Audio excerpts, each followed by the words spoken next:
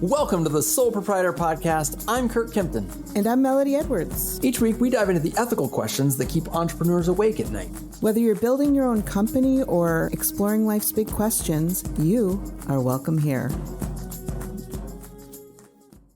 Curt, this episode, hello, it's me, it's Melody. Curt, you're really good at starting episodes, so why don't we can still leave this part in so that people know why I don't start episodes. Oh, Melody, you're so good. Here, let me show you how I started. Okay. Hey, Melody, how you doing today? Oh, great, Curt. How are you? I'm actually doing really good. I'm excited to be recording with you today because we have a topic that you have let me have no insight into. And it feels like I'm getting ready to enter this kind of wonderful maze of interestingness that I have no idea what's before me. Well, it's my special week, Curt, because it is the week not only of the birth of Jesus Christ, our Lord and Savior for some people. Also, it is the birth of Melody Edwards in between the birth of the new year. So there's a lot. Wait. Yeah. I don't have, as good of friends as we are, I'm not good at tracking What? birthdays. Oh, me neither. I have no idea what your birthday is, but that's why December 29th. That's why I have this quarterly midlife crises period at the end of the year. It's already dialed. It's like, yeah, that is what it is. If you talk to any person who has a December birthday, especially towards the end, the leftovers, the afterthoughts, they will probably have the same sentiments that I do. What's ironic is that I literally just have two my kids, two boys who just had their birthday. Mm-hmm. So they're December birthdays, and but before Christmas, 16th and 18th, huh? Yeah, but before Christmas, yeah. Which you still have money to buy gifts before Christmas. Oh, well, this is the child in me speaking, by the way. Is it bad that we always spend all our Christmas money on their birthday presents? No, not at all. Oh, okay, good, because they do get birthday presents. It's just that around the tree, they always have to sit and watch everybody else open presents. That's really sad. Yeah. All right. Fair enough. Yeah, and I don't actually know, by the way, if I did get joint birthday Christmas presents. I did buy people outside of my immediate family. I don't think my immediate family had the nerve to do that, but it's when school vacation is, so you don't get to have like a little cupcake party at school. Oh my gosh, this is deep trauma. Everybody goes away because it's like the holidays, so you can't really have a good birthday party in general. Maybe that's why I threw epic birthday parties for my kids, because I was like making up for the loss of my own. My sister, she's a January birthday, but like petting zoos. Yes. And I'm like, what? Where did you learn this behavior? Because we didn't do birthday parties growing up. Like it's just like another like, hey, good morning, happy birthday to you. I hope you have a great day. Bye. Like that was the birthday. Yeah, and that's probably okay for some people. It's not a big deal. Mostly, I would imagine guys. A lot of guys. I don't know. As a woman, I just want one day that's mine. Even though I know millions of other people, it's also theirs. But Mother's Day is not mine. I have a mother. Christmas is definitely not mine because that's all about the kids. No. Okay. There's really not a day where I get to be like, yeah, it's my special day. But I really do take my birthday somewhat seriously, and depending on the year. It doesn't matter about the age. I just use it as a great excuse to be able to do whatever I want with no guilt. And a lot of times I'll be like, for my husband, Matt, I'll say like, it's my special day, so you have to take care of all the stuff. But then on his birthday, I'm like, it's your special day, so you get to spend all your time with the kids. It would be fun to have, and I would never want to do it inappropriately, but we have so many friends that are Jehovah's Witnesses. Yeah. It'd be really interesting to have them on to discuss their thinking and thoughts around it. This podcast would be perfect for it anyway, because, that's a big contrast already for you and me. Like you take the day really seriously. You want to do whatever you want. And Rachel makes it special. She goes out and buys special cereal, whatever their favorite cereal is for breakfast that day. And then she does make like special cakes for her kids. But like a present, for me, I put zero effort or thought into it. Rachel might get them a little something. But seriously, like growing up, I didn't feel like I was missing anything when it was just like, hey, congratulations. Ticker just went up by 1 year. Way to go. High five. Get to school. You're late.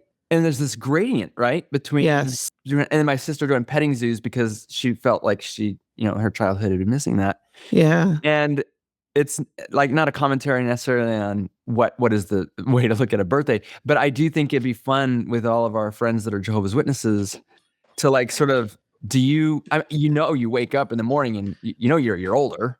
Yeah, like what does that mean? You're almost the same as Curt so far. If someone handed you a cake on your birthday, would you eat it? If someone gave you a gift on your birthday, would you open it? And if they offered you a free meal on your birthday or your birth month, as Red Robin does, anyone listening, Red Robin, as long as you get registered, your birth month, you can have a free burger. And they're good burgers. They're great burgers. Thank you for giving me that tip because I'm definitely going to take Red Robin up on it. Mm-hmm. I had an employee, maybe two, in this agency, a Filipino employee who was Jehovah's Witness. Yeah. And so it made us have to rethink a lot of how Christmas is like a 6-month of the year occasion in the Philippines.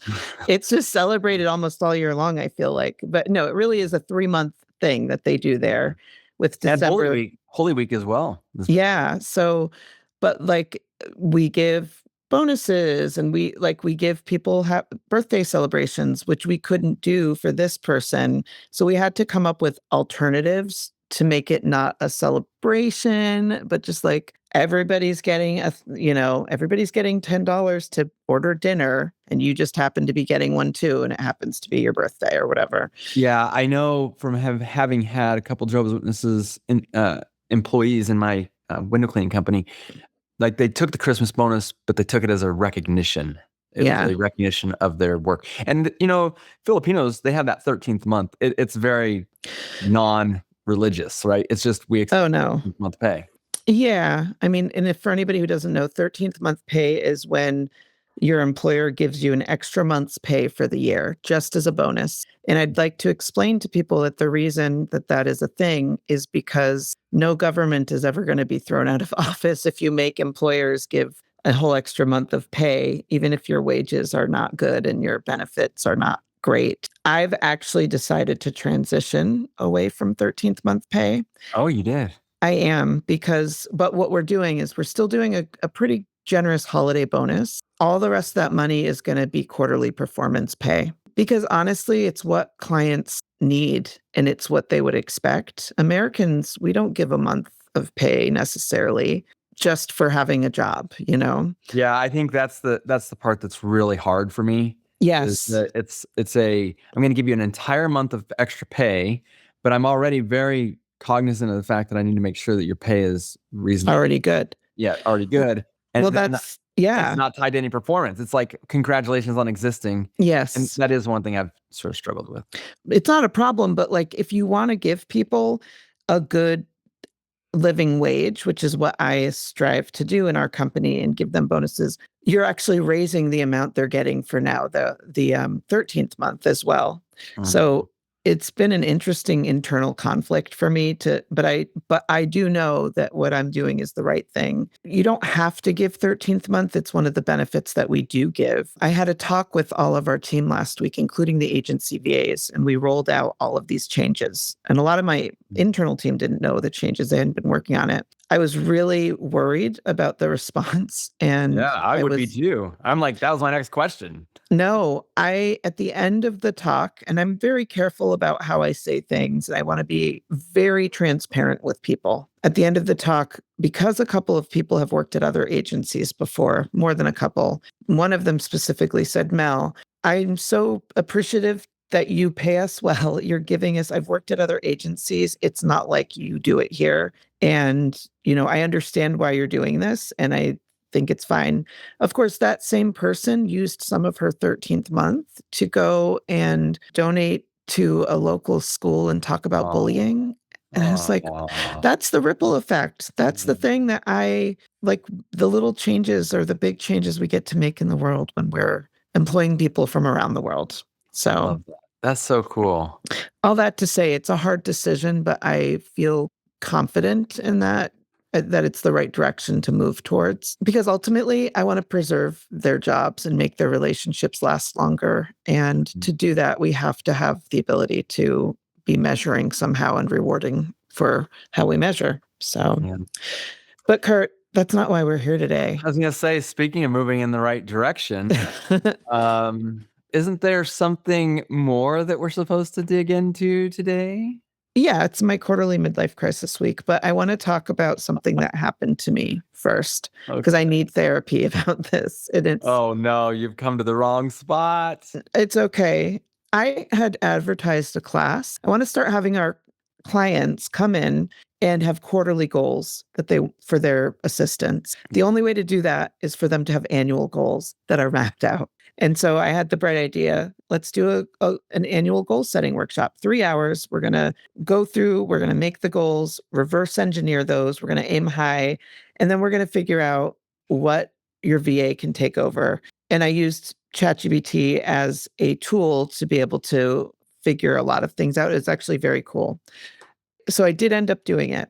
However, nobody signed up for this class, like not one person. And I had actually advertised it to other people outside the agency that if they wanted to come and take the class, they'd pay $350, but they could come, and nobody signed up. And I was like, okay, great. I get my Thursday back. No big deal. And then it was supposed to be from 1 to 4. And at 1:10, I got a message from someone saying, hey, I'm in the room, but nobody's letting me in. And then at 1:15, we got an email. And then come to find out, every single notification to our internal team had been going to spam. Oh my gosh. We had 15 people sign up, and I, of course, went into Melody's ADHD, like fix the problem immediately mode. I had not planned for the thing like as much as I would have if I had known that this was happening. Luckily, I did this last year. And so I took out last year's stuff, gave myself, I said, if anybody can meet me at 2:30, I'm gonna do this. And so I had 3 people come in. So and that means that 12 people were like, well, I'm out. Well, they couldn't, like at that point. Yeah, we hadn't contacted, and I'm not sure that everybody would have shown up either from our clients. They signed up, but it doesn't mean they would show up because they were getting it for free. Yeah. But the people who did sign up and pay, I already sent them video messages. I tried not to be overly pathetic and sorry because nobody wants that. But I'm giving them back their money, and I'm still giving them the workshop because I just can't stand the fact that this happened. We tested the payment process and made sure that the person would be getting their thing. But because this was a kind of last minute thing I put together a couple of weeks ago, we never tested the internal notification. And because we don't do this often, it never dawned on us to do that. And you literally had money coming in that you didn't even know about. Oh my gosh. And the internal notifications weren't working, and the registrations weren't working. Or they were working fine. The notification system was not. To our internal team. Well, it went to spam. Well, spam. Yeah. And nobody was checking it. The new DKIM and SPF records and DMARC settings, like it's a whole thing. Like this is totally making sense in my head how this happened. Yeah. And what do you do? So like I gave myself a lot of grace, actually. Like I was very angry at my team at first. I didn't tell them how angry I was, but I was so mad because out of everybody, somebody should be checking our spam. It was one of our former SOPs. And, sometimes you have things that you are like, okay, we have this thing. Of course they're doing it. Yeah. Eventually over time, you stop doing things because more things come in. You know how it is. You almost have to check, like send something to your spam box. Yeah. And like have it like monthly secret shop your check. Well, I think it just needs to be on a checklist, really. Well, you could put it on a checklist, but that can get numb too. But anyway, the point is, you're angry. I was. By the way, you push the anger away from the people I think that's actually smart. Typically that first flash, you got to set it aside. Don't let that go. But I tried to be very level. It's interesting because I think when you work on your emotions, like I've tried to, my insides felt like, Melody, you're angry, but nothing you would have seen on the exterior would have shown that. The white hot heat was contained inside the fire blanket. But so I did the best I could. It was not my best work. However, the people walked away feeling like they learned a lot of cool things, and they got a lot of value out of it, and we're meeting again in January. And then I'm pre-scheduling quarterly meetups with them to refresh planning. So my goal is to give our clients like the best experience we can and to make them see the value, the ROI on the things their VA does beyond the money, because a lot of times they're not doing tasks that are revenue generating tasks. Yes. And so it's hard to quantify. I'm saying so many business words. Yeah, So listen to you, girl. I've really graduated. So that was a hard day. The other thing that is happening right now is, and maybe by the time this episode comes out, may have already happened, but my beloved dog is going to be dying in the next couple of weeks. And we have to set a date. And I feel like a murderer just for even having to think about it. So that's very difficult. And it's definitely going to move into my quarterly midlife crisis time. So it's Melody, I'm so sorry. You know, I had a dog thinking that was a benign thing for years. I Me thought it was too. totally normal and fine to have a dog. And then my dog passed away, and it was as hard. Like I don't know that it would be like, I don't want to be I don't want to make this more than it was, but honestly, it was like when my children died. It was so hard for like so long, and like the serious grieving, ugly crying. And to top it off, you know, that relationship, putting the dog down was, you know, that you use the M word, the murder. I feel like a murderer. But it's not. Holding that dog in your arms and feeling like, oh my gosh, Melody, I will never have another dog again. I'll never go through that. That's what I've already said. I've already said I will. Yeah. This dog, I did feel, you said it perfectly. I felt benign about him this whole time, meaning I've been annoyed by him at times because I've like, it's like another child I have to take care of. And so annoying. They're so annoying when they're alive. So I know. And as soon as I found out, we did find out he had cancer in August, but he's been okay. We put him on some meds, some prednisone, but he is at the end now, and we know it. And we have to call somebody's going to come to our home, and it's going to be planned, and it's going to be a good, as good as you can make it. And he's going to, but and the decline period is almost, I mean, it's worse. Like you're watching this dog, you know, we can't be outliving our loved ones. We can't. Yeah. Like, and I know. And I tell my children that I can't be outliving you guys. I can't be outliving. Now, when I'm 90, probably 98, I'll probably get a dog. It'll be a very young dog. It'll be like a puppy that's like someone else is going to take care of for me. But the idea is that I loved having a dog. I loved how annoying my dog was. What was your dog's name? Dingo. Oh, that's a great name. Our dog's name is Sean with an Shaun. We did not name him. He came to us like that. But if I could name him, I would have named him Tramp from Lady of the Tramp. Does he look like Tramp? Like he Tramp? Looks just like Tramp, and he has superhuman eyes that stare up at you. And oh my gosh, you're breaking my heart right now. I know. And here's the thing. The amount of pain I've already felt inside when I've let myself, like I'm talking about it right now, I have no emotion because I'm not actually deeply thinking about what I'm about to experience. But when I have allowed myself to do that, it is as painful as the intense grief I went through when my former husband passed away 8 years ago. That feeling scares me because I've experienced it, and because I know how awful it was. Yes. That's maybe part of what's making this even harder is I'm afraid of the grief. I know. Yeah. It's so hard. It is. So I'm going to need a lot of baby therapy after that. So I should probably explain why I have quarterly midlife crises. Here's the thing, people. I live in emotional waves, as many creative people do. I've come to understand these waves as time has gone on. And I've come to understand that there are periods of time where I'm having serious depressions. Not as much, but I've really struggled with depression since, 17 or 18 years old. When I was 18, I was hospitalized a few times for depression and other things. And so it's really been on my mind since that age that I have to struggle with this. And I have for a lot of my life. Sometimes it's been harder than other times, but most of the time I'm fine.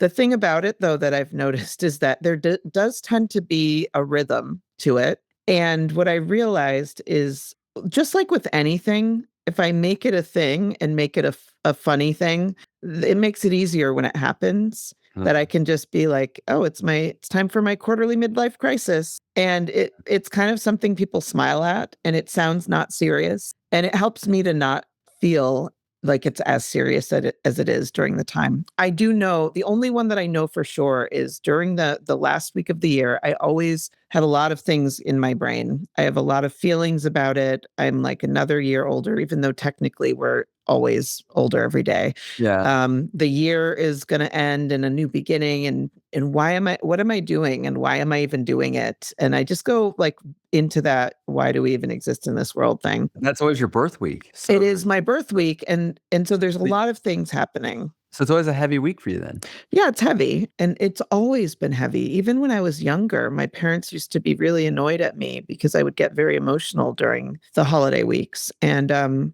I just find it easier to make it a scheduled like date in my calendar, at least for that week, where I know that I'm not going to be feeling great. And so I do a lot of things to make myself feel better. And I talk about it. Talking about these things is always helpful. I also take time off that week. And so I try to do things that last year I got sick the whole week. So that wasn't cool. But this year I'm not going to get sick. And I have a list a mile long of things I want to do that are not business. A couple things real quick. First off, never say what you just said. What did I say? Oh, you threw it into the future the wrong way. You have to say, I will be healthy next week. Oh, yes. Yes. Sorry. I didn't manifest it properly. Yeah, you manifest that wrong. The second thing is that I want to make sure our listener is up to date here. Midlife crisis means that you live half your life, you have a crisis right in the middle of it, and then you live the other half of your life. There's one crisis in one life. Allegedly. Then you guys probably heard her say her quarterly midlife crisis. So what you probably thought she said was my quarterly life crisis. Oh, like every 25 years. Which means you live one quarter of your life, you have a crisis, you get to the middle, you have your second crisis, you get to the next quarter, you have your final crisis, and then even the last quarter you die. That is also not what she said. Oh, no. What she said was her quarterly midlife crisis. And I meant to say quarterly annual midlife crisis. There you go. Now, okay, so now we're all on the same page. Midlife crisis is happening once per life. No, 4 times per year. Now, just many little things. It's better than one time a life. And that's another thing. Melody has been clear about this. Her quarterly annual midlife crises are much smaller than the big whammy that, the Grand Slam version. These are like base hits kind of. Well, and I think for anybody who's ever struggled with mental health, we go through ebbs and flows. When I was younger, I've never experienced what I experienced when I was 18. I've never experienced that since, where it was so dark that I didn't see any future ahead of me. And that was really from like 17, 18. Having my kid, my daughter, really it could have probably gone either way, but I kind of attribute having to take care of her and loving this human so much, it kind of took me out of myself. And of course, that is not a reason to have children. That's not why I had a child, but it did help me somehow move in a different direction. But I've always struggled with mental health things in my life. It was not popular at all to talk about when I was younger. It was very embarrassing. And I felt less than. I felt like people looked at me differently. And now, because people are much more aware of it, it's, TikToks and everything. I'm really grateful that we have more conversations about it. And I think entrepreneurs should have more conversations about it in general, because I think a lot of entrepreneurs, we know this, they struggle with mental health, but it's a very quiet, you can be very, very successful. And we've seen people who've taken their life even when they had everything, or seemingly everything. From my point of view, because of my struggles with my spirituality, that I think comes into play a lot too. I tend to go to Christmas Eve services if I can. And I like to have the meditative, it's part of the ritual that I enjoy.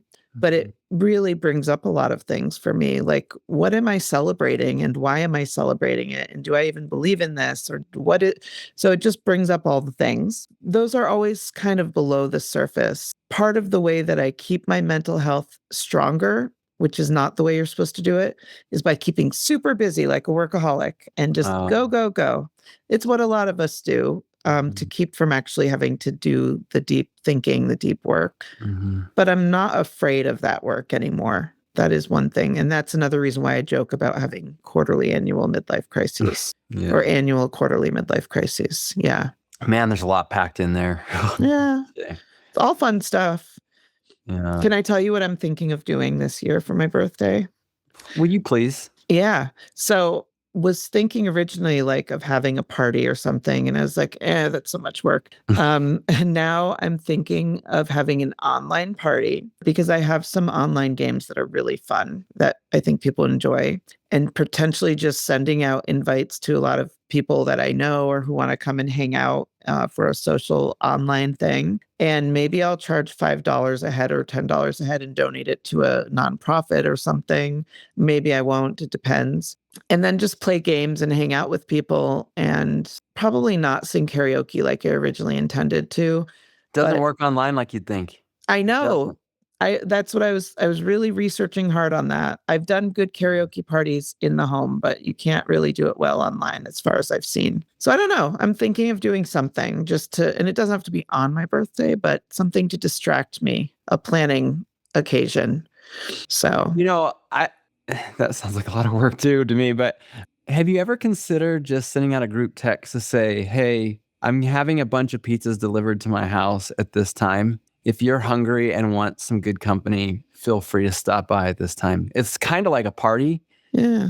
But it is really easy. What happens if nobody comes and I have a lot of pizza? It's the best case scenario. I know. Have you ever had all leftover Yes. Yes. We always buy a party size and then have it for like 2 days later. And as an introvert, that's kind of the secret desire, isn't it? Yeah. For days. But there is a little something special when she shows up at your door and said, hey, I'm not here for you, but for the pizza. And then you're like, yes, come in. I would totally do that. Yeah. Yeah. Sometimes I've delivered, I don't know why, but one year I had a ton of flowers and I don't know if it was from a party I had decorated. And then after Christmas, I had to take it all down or whatever. And so I delivered flowers to different people and just left them at their door. One year I gave my life away to the internet and let the internet decide. I think I told you that before. Oh, yes. Yes. Yeah, that was fun. That was that was probably more than a decade ago. The internet has come along since then. This time I have a list of things I want to accomplish, and I am thinking of letting the internet force me to do them like it did last time. The internet has come a long way since.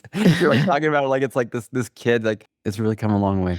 Good on you, it has. I didn't have a lot of tools to be able to figure out what the internet wanted me to do at the time. And so people would just say all the things. And this time I think I could just do it a lot better. It's experiments. For me, these things sound ridiculous, but I love doing uncomfortable experiments to see what will happen just for fun. So with all of the things that you're considering doing, what is your intended desire? What do you want to come out of this? I don't feel like you're trying to run away from these quarterly annual midlife crises. No, I'm running into them. Yeah, like this actually feels like you're running into it. What are you hoping, like by running into it, what are you hoping to get out of it? Having a set time to just reflect in a way that is, and it's definitely a time that people start reflecting anyway in the new year. But for me, reflecting on hard things that I normally would not do. What I don't want to happen is for me to just be in bed catatonic and just like and that would happen otherwise. I don't know. It has in the past, but that's what I fear, or to slide into a deep depression or something. Like I do a lot of things to keep myself from going there. It's a lot of maybe work. That's worth it work for sure. Yeah, it's worth it. It doesn't always feel like it because it's really annoying, but it's work that I do because I have found that like what started as a baby step for me of kind of like doing little things to help me not go into a darker place. Those things pile up over time and become kind of like a structure that keeps you from having a major midlife crisis, I guess I would say. Maybe I'm referring to depressions as midlife crises, which is not what they are. Yeah. I kind of am, now that I think about it. That feels like a pretty good label if we're going to be trying to get labels. But yeah, honestly, whatever works best for you. Up until a few years ago, I've never really understood what it means to be depressed. yeah, To experience mental health depression. Like I was like, okay, depression's when you're super unhappy. No. Or when you're looking at the negative side of life. And then something happens. And I know that some people, it doesn't require an outside stimuli to go into a depression. For me, when I experienced it, it definitely felt like there was a lot of things outside of me that were making me feel hopeless. And so now that I've experienced that hopeless feeling, like I have more empathy, I can relate better. And I always tried to. And once people explain to me that like people who are depressed aren't just unhappy, they're experiencing and going through something. But for me, a lot of times depression does come from an outside source, or something will remind me of the time, and that's enough. Yeah. And that makes me think a lot more about people who sort of internal stimuli, set it off. Yeah. I mean, it can be a chemical imbalance, of course, for a lot of people. But I know that what led to my hospitalization was definitely external. Like things besides, beyond the chemistry, there were other things that had built up so big that I didn't know how to handle the emotions, and I had a breakdown, essentially.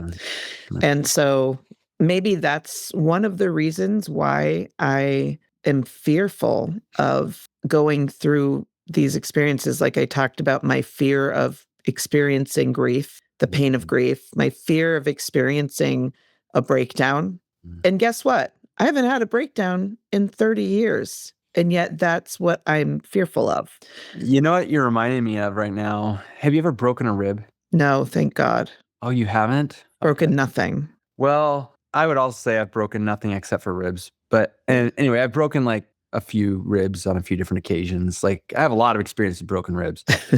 But the thought of sneezing when you have a broken rib, just the idea that you feel a sneeze coming on, or someone saying something that's funny and you're so upset with them for making you laugh. Like it's that same sort of dread of knowing something is coming. The pain. Yeah. And it's very acute. The reason I use the broken rib example is because I've dreaded going to a party that, this is going to be so boring. Like, that's not what we're talking about here. No. Well, and also you don't know that the party is going to be boring, but know. I had surgery when I had my hysterectomy. I had surgery and I closed a window. You're not supposed to do anything for 6 weeks. On day 3, I closed a window, and I've never felt more pain than I felt for the next 2 days. No. And also coughing, sneezing, anything like that, it was already painful, but then it became something I feared. Like I was dread, fear. And it makes me think, I think we may have talked about this, but somebody said I was brave, or that I had a lot of courage, one of my friends. And that shocked me because I'm like, I am scared of everything. And I'm still scared of things that have not happened to me in a long time. Mm-hmm. I'm scared of like marketing to women, which I think is the weirdest of all my fears. That does sound like something we should unpack. Yeah. Well, guess what? I put out my first female-focused ad yesterday. So I'm just going for it. Good for you. Working through the fear. But like naming these fears and then talking about them, a lot of times people don't even know how to name the fears that they have because they don't think about it, and it keeps them held back. And I guess I think of these little quarterly, and honestly, it doesn't happen every quarter. I just call it that because it's funny, but it happens maybe a couple times a year at least. And it's a way for me to like kind of do some marketing to myself about what this thing is going to be. And marketing to myself. Yes. Internal marketing. Yeah. Marketing to myself sounds oddly appropriate. It's what I do every day. I'm always convincing myself of things that a lot of people convince themselves of things that are not helping them move forward. Mm-hmm. I think I really try to convince myself of things that help me move forward, help me grow, help me change to to be the person I want to be despite fear. Yeah, that's pretty cool. Yeah. We'll see. Speaking of marketing to yourself, there is a part, and this is the right podcast, I think, to ask this question. As you get into that really introspective space, you talked about your spirituality. What measures, what sorts of marketing to yourself are you doing right now? And what kinds of things are you coming up with on that? Like just to get an update. Yeah. I'm around enough people who are spiritual people, like my family, you, other people. That I have enough interactions where I do think about it. I had an interaction the other day with somebody who was talking about how he was moved by the Holy Spirit to do something. And I'm like, how do you know it was the Holy Spirit? And then he was like, I just knew it was the Holy Spirit. I'm like, yeah, but how? These are the kinds of things that happen if you tell Melody that you were moved by the Holy Spirit. Yeah. Because I'm like, well, why isn't somebody in a different country moved by the Holy Spirit to do something that's, it was one of those conversations, but didn't get heated or anything. It was a very good conversation. But I'm genuinely curious because I would love to be moved by the Holy Spirit. I'm just assuming I don't know the right spirit or the feeling. And maybe I'm being moved currently and I just don't know that that's what's happening. I'm not in tune with it. Who knows? I'm assuming I'll know when I feel it. But that's how I felt my whole life. So I don't know. I remember being very little and thinking about that, when I saw everybody else being moved to speak in tongues by the Holy Spirit. And I was like, when's the Spirit going to teach me to speak in tongues? Yeah.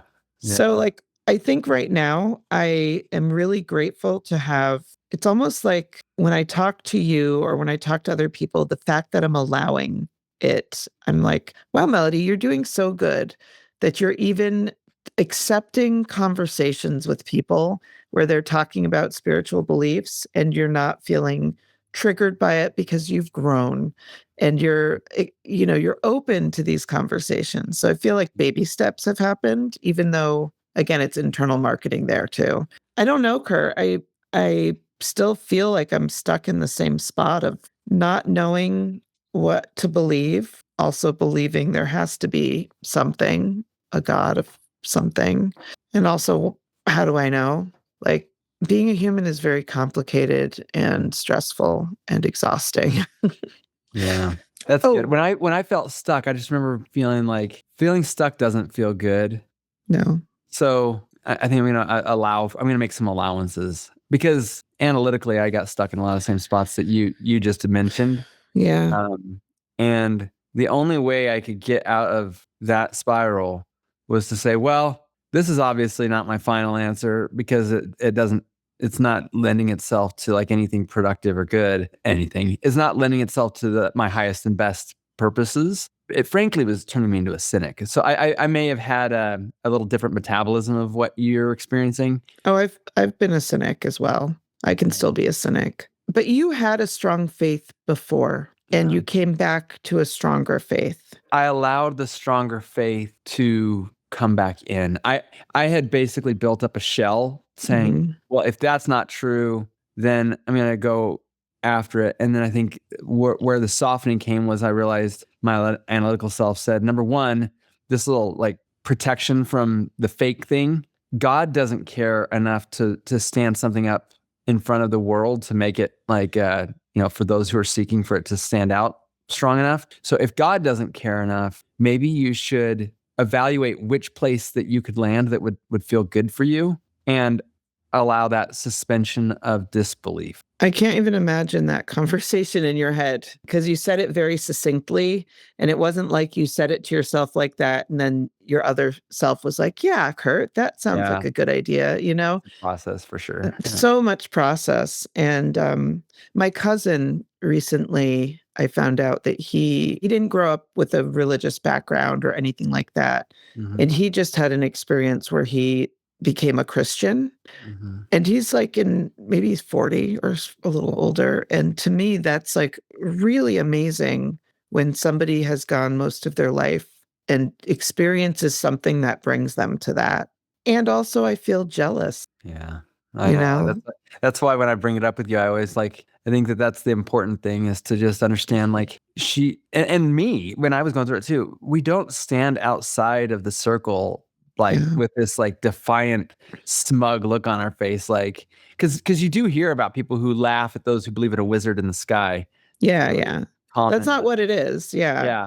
And I feel like I want to believe that, I'm not going to use the derogatory term of wizard in the sky, but I do want to believe that someone up there cares about me, knows, and is aware. And I think that as you go through these quarterly midlife crises, this is what prompted my original question. Yeah. If I was getting ready to walk into a week of my life knowing eyes wide open what I'm about to walk into, my relationship with God would be a touchstone. Mhm. I know that some people would probably talk about it like being the light and casting light in it. I don't know that always. I think there's enough mystery in religion that I still feel like God's really got us blindfolded in a lot of ways. Yeah. I think he likes it that way, to be honest. Like the whole idea of living on faith, I believe God personally, that God wants us to sort of have this blindfold on, and that's where kind of the magic happens for us to learn about ourselves and Him. But Mm. the touchstone is that even though I've got a blindfold on, it's just that constant ability to go, okay, I'm reoriented, but I still got to fight. I still got to fight this battle, whether it's depression or many midlife crisis, or whether it's just a trial. And I say just Yeah. a trial, whether it's the death of someone you love, Yeah. animal or your husband, like Yeah. all of those things. That little recentering, I know for me that's a powerful thing, and I know that you are craving to have it, and Yeah. but it's not something you can just will out and like be like, I'm not gonna I think pretend like I yeah, did when I was younger is where yeah, I'm at? yeah. I like that. I Yeah. like that. And I hope that by the end of my life that I will have come to conclusions and that I'll feel a sense of faith, or that I'll feel the thing that I want to be feeling, or that I think I should be feeling, because I think of faith as a feeling also, not just thought. And maybe I'm thinking of it wrong, but I would define faith different than that. what do you think it is? I would put faith not in thought so much as I would put it more in a feeling, and a feeling that would be very, very, very similar to hope. Yeah. But the difference is that where hope can kind of hope that like I want something to happen so badly, and faith moves just one step further. That says I really believe that it's going to happen. Mm, that's a And good definition. but if I logically, if I start pulling out logic on faith, this is where I get really confused with mainstream Christianity, is that their faith says the Bible is 100% true. It's the word of God and it's infallible and it's the best book that's ever been written.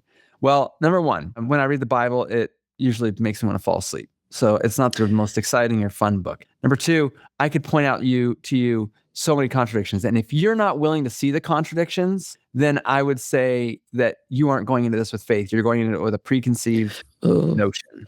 Do you know there's a politician, James Tallarico, I think his name is. He's in Texas. He is a Christian. He's just amazing at talking about biblical things, especially when it comes to bills that are trying to change things and saying it's a biblical thing, but just making reason out of that, and then really making people kind of look stupid. He's very humble, so I don't think but I think you can see his faith in his actions. Mm. That's what I would want to feel, is like I look at him and I don't see a politician. I see a Christian who is a politician, but like who's kind of he understands like Christianity and religion are not meant to be a part of the government, because there are so many other religions out there too. It shouldn't be the thing. I'm saying this all wrong, by the way. I'm going to send you a video later to show how he is, but he is just somebody that I look up to and admire, because he can talk about his Christianity and his faith, and also understand that it's not what is good for everybody and is not how we should be running the country or whatever. You know what I mean? Yeah, I think that that's a really healthy way of being a Christian. Yeah. I think when someone's Christian and they say the Bible's infallible and it's the word is perfectly stated, like they ignore the fact that it was written years after. It's been used by governments to rule and tell people what to do, and the original manuscripts are at best they're rewritten in Greek from the translations and not just Greek, but like all the different writings. I get nervous talking to somebody who kind of comes at it from that angle. Yeah. Because it basically says any other Christian faith that accepts the Bible but interprets it differently than me doesn't read it for what it says. It, like, you know what I mean? Like, those are the contradictions. Those other religions are the manifestations of the contradictions and choosing a different interpretation. In the church that I belong to, the Church of Jesus Christ of Latter-day Saints, otherwise known as the Mormons, we have the 13 Articles of Faith. If you ever want to know what the Mormons believe, I don't believe the 13 Articles of Faith in any way fully cover, like most famous doctrines aren't even contained in the Articles of Faith. But there's the 11th Article of Faith. And it says that we claim the privilege of worshiping Almighty God according to the dictates of our own conscience and allow all men the same privilege. Let them worship how, where, or what they may. That's the Article of Faith. That's a good one. But, and this is the big but then we go around and try and enact laws that support and sustain what we believe. Yeah. And that is a societal contradiction within the Mormon or LDS society of where we would say, oh yeah, we're totally cool with everybody, worshiping how, what, or where, what they may. We allow them to the dictates of their own conscience, as long as their conscience aligns with ours, as long as they're, whatever they want to do, as long as it's in alignment with me. I think that if we just stopped and thought about it for a second, the reason we like the way that Article of Faith sounds and the reason that we say we believe it is because it's actually really something that focuses on the idea of agency of man to come to the knowledge. Then respecting that faith enough to say, this is the faith that I'm true to, that I've received the faith, these manifestations that I can believe, and then I can respect my fellow man that he's capable of same things. But the moment someone believes in something that's, maybe dangerous to other people, well, we have to stand up to that, right? But we don't. If it's dangerous to other people, like if I decided that my God wants me to blow up the 2 trade towers. Well, we should, but I don't think that that's what actually is happening in the world. So okay, yeah. So, but here's my point is that we start getting self-righteous, and we start saying, well, they're screwing with the moral fabric of the society. Yeah. And it gets really dangerous really fast. It starts to spin out. And I mean, I don't have all the answers. This is just a podcast with Melody and Curt. Yeah. But as you walk into this week that you're coming into, what I was hoping and sharing all of that with you is that I hope you get that by the end of your life as well, that little touchstone of faith that I really like and love. I hope as an entrepreneur and somebody who's totally impatient, I hope you get it sooner than that. But that idea that faith is more than hope because you believe it, and then I think it's more than logic because you can't prove it. Also, there's that component of my faith is my faith. Yeah. It's not someone else's to either put upon me, and it's also not someone's to take from me. Mm-hmm. I mean, I have my own beliefs, and I am going to be as true to those as I can. And if those beliefs feel like they're like constantly in and out, like fading, like if you've ever like seen stars before, like get your head hit and you're like, what? Yes. I'm seeing things out of the corner of my eye. I think that for me, sometimes faith feels that way. Like it came in and then it's gone, and it came in and it's gone. It's disorienting. Yeah. But I just think that the end result of having that touchstone is worth it. So I'm just happy that you're still fighting for it. And I really hope for the absolute and believe that the best that will come of this week for you. But I just know that can be really hard for a person. Yeah, it'll be a good week, even though it's going to be a very difficult week, especially with little Sean, poor little baby Sean, who is not a baby, but he is. Well, he's your baby. He's my baby. And I also feel guilty that I was so mean to him in my heart for so long. He didn't know it, but I was just like, ugh, the dog, But he forgives me. I know, because of the way that he is with me. He forgives me. He knows that I am his mother because he never stops following me around, which is another reason I used to resent him, but now I'm accepting it. I'll let you know how that goes. Yeah. But what are you going to do for your Christmas, New Year's, and everything? I mean, by the time we air this, Christmas will be over. Don't go into the details, Curt, but I do want you, listeners, I need you to know that Curt is planning accidentally the most epic murder mystery that is either going to be a success of epic proportions or a complete disaster based on what he's told me so far. Oh my Yeah. goodness. Yeah. Basically, the citizens of Whoville, who all happen to be pop culture phenomena, like just people that you guys are all familiar with in different TV shows or movies or whatever, famous people, they are all getting together. And at the request of Scrooge, Ebenezer Scrooge, to have a Whoville dinner. Actually, it's a brunch. It's on Christmas Day. And we are going to spend the first half of dinner talking about how much we hate Scrooge. All of us are going to share stories about what Scrooge did to our part of Whoville or our special interest group that he messed up or whatever. And then Marley is going to come visit and tell us that Scrooge has died. And he's going to read us a letter that talks about how last Christmas he was visited by 3 ghosts and he's being changed and he's been doing all this stuff anonymously around town that will make all of us feel terrible about what we were just saying a minute ago. And then we find out that someone in the room actually is the murderer and we have to find out who it was. Wow. That is a crazy story. Yeah. I hope. Are you going to be playing the right music during this? Because music is very important, Curt. It sets the tone. Honestly, that's so funny you say that. I already thought I'd gone hard enough with just the story. No. But I mean, I'm thinking about, we've got Eponine is going to be there from Les Mis. We're going to have Glinda from Wicked. So there's some singing. I think you should just do all of like the music from The Grinch. But yeah, ironically, The Grinch won't be there. But yeah. But you're doing Whoville. So like, yeah. There's so many good ones that just put it on this background. Put somebody else in charge of that. I have to find a vial of iocane powder. And what color is it? It's gonna be white. Yeah, it's supposed to be odorless, colorless, tasteless, and everything else. If you've ever watched Princess Bride, it's yes, poison that Wesley got from the Dread Pirate Roberts and killed. I feel like you can figure that one out pretty good. Yeah, so I've got some props I got to put together, but now I got music. Do you have any helpers at all, or is this something you've decided that? So in my family, the way it works with the middle child is that the oldest child has a really good idea. And oh my God, you're describing it already. Yeah, someone should make it happen. So my older sister Jennifer had this really great idea, and then the youngest sibling goes, "Oh my gosh, we should totally do that!" And then mom and dad go, "You're right, youngest child. Whatever you want is going to happen." and then everyone looks at the middle child and goes, "You don't even need to have a part because we just ignore that you're here. Can you just make what the oldest child and youngest child just agreed upon? Can you make it come to fruition?" And that's my job. Okay.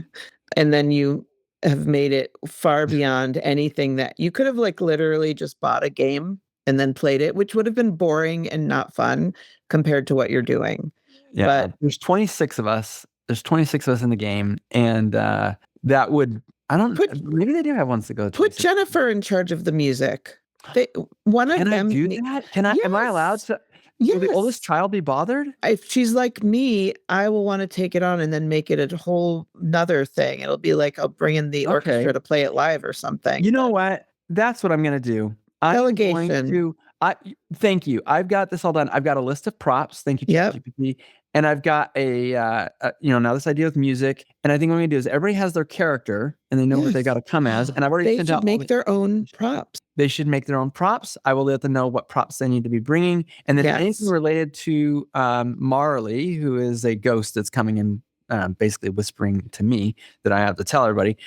All those props I'm also going to give out to like 100%. Yeah. There's how many 500 people that are coming, you said? Yeah, 26 or 500. It's about the same. And you made 26 at least characters for this. I did, and everyone got to choose their own character. Okay, and then you had to work with ChatGPT for how many hours has this been going on? Because I bet you it's been days and weeks. Yeah, I've probably got a total of maybe 20 hours invested in this. Holy crap. I cannot wait to hear about it. Here's what kills me. Yeah. Hey, Uncle Curt, I'm bringing my girlfriend. I know you've never met her, but like she wants to be Jess from New Girl. Oh, okay. I don't know. All right, let me figure that out. Hey, Uncle Curt, just wanted you to know I don't want to be this anymore. I want to be Brooklyn Nine-Nine, Amy Santiago. Oh, that shouldn't be a problem at all. And then I finally went out and said, okay, guys, everything's in stone. If you get a new boyfriend or girlfriend, they will be coming as an observer. If you decide you want to change the character, like we had 2 that said, I want to be Sean Guster and I want my other cousin to be Bert. I want to be Sean and Bertram. And then Bert and Guster, my sidekick. Which I totally approve of. I think that's awesome. See, the thing is that you hear it and you're like, that's a cool idea. And then it is all the dominoes that you got to replace. I know. But anyway, I should be thanking ChatGPT. This should be a commercial for ChatGPT. Guys, there's no way I could have done the activity packs, the cards, the Marley readings, all the stuff, the twists, the turns. ChatGPT has made this all possible. Thank you, robot. Thank you, robot, for knowing about pop culture. Yes. And I love that the robot does all of these very, very tiny things, like unimportant things for us when we could be like solving world peace or hunger or medical cancers. But it's like, robot, tell me how to write this email better. Yeah. Well, I think, honestly, I love everything you just said, and I might make something because I'm having a bunch of people over for a dinner brunch. We're calling it brunch for dinner and on Christmas, and we're going to have a white elephant, but we're supposed to have games also. So maybe I'll make a game, not like you did, something else. Well, if you want, I can just send it to you. Oh my gosh. Yeah, that'd be amazing. Do you have roughly 26 people coming? Not yet, but I'm just going to be like, and we need 26 people. Or I'll just put it into chat and just say, hey, chat, make this for 12 people. Yeah, there you go. And cut out the least interesting character. Yes. Yeah. Tell me have you done the thing where you're like, tell me what's wrong with this? What's not working? Well, actually, it's gotten a lot of stuff wrong in its own web because it's a pretty of course web. And, so one of the important things is that Morticia Adams hides a vial of iocane powder in a Venus flytrap, and her daughter Wednesday is the one who actually can't tell anyone else. Wednesday's the murderer. Curt, what if people it'll be past, never mind. Yeah. So Wednesday stills it out. Well, anyway, it gets to the end reveal and it's like, and Morticia is the one who poisoned the cinnamon roll. And I'm like, what? Yeah. And this is why you have to pay attention to all of your output. Yeah. And I'm like, chat. I would be so mad. Like Act 5 because you totally, and that's how long is this game? Is it going to be a thing where it's like 10 minutes and done, or is it like 5 hours? 90 minutes. Okay. Everything's cool. timed. Everything, in order to make it, just so everyone knows, everyone wants to do something like this, you want everyone to sit at tables of 4 to 6 because you don't want everyone having to go and you want everyone to speak. So at the very beginning, everyone's just mingling. Then they sit down at the table that's got their cards at it.